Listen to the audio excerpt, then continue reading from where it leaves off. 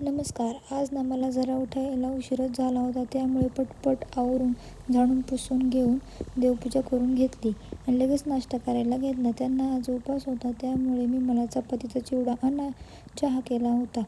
पटकन नाश्ता करून घेतला आणि कामाला लागले. आणि आज ना आमच्या घरी नवीन मेंबर आला होता. त्याच्यासोबत जरासं खेळले आणि परत कामाला लागले. नंतर स्वामीला असे मस्तपैकी पोहे करून घेतले आणि त्याला खायला पण चारलं. संध्याकाळी मग मस्त भारी वातावरण झालं होतं.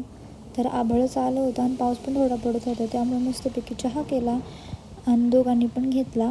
त्याच्यानंतर जरा त्याला खेळवलं आणि मग परत आपल्या रेग्युलर रोजच्या कामाला लागले.